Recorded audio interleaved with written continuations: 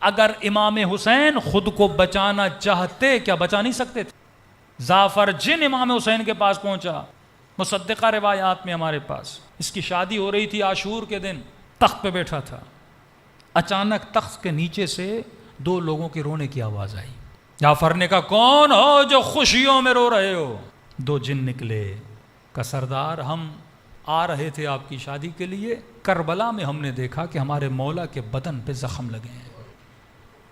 جعفر نے جیسے سنا لشکر کو تیار کیا، فوراً کربلا پہنچا۔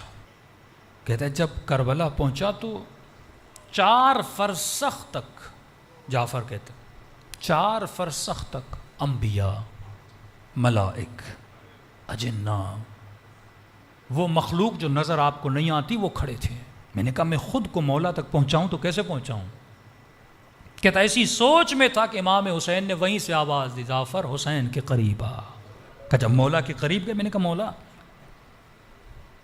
اذن دیں، اجازت دیں، میں ان سب کو تہس نہس کر دوں۔ مولا فرماتے میں اجازت نہیں دے سکتا۔ کہ مولا کیوں؟ کہ خلاف عدل ہے جعفر، تو ان کو دیکھ رہا ہے وہ تجھے نہیں دیکھ رہے۔ کہ مولا انسانی بھیس میں آ کے کروں گا۔ کہ نہیں، اب حسین کا اس دنیا سے جی بھر چکا ہے۔ واپس چلا جاتا ہے،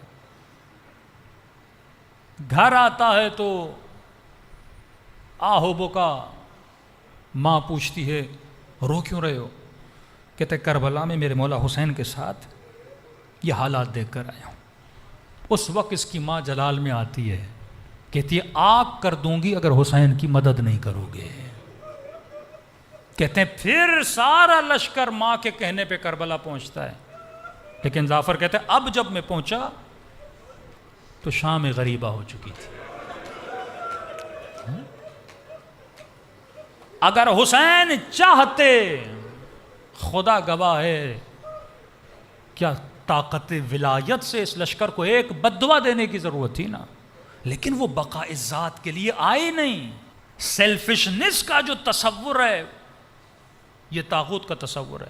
مطلب امریکہ خود کو بچانے کے لیے اسرائیل کو تباہ کرے گا، افغانستان کو تباہ کرے گا، پاکستان کو تباہ کرے گا، میں بچ جاؤں، میری بقا۔ حسین کہتے ہیں امت بچے، حسین جاتا ہے تو چلا جائے۔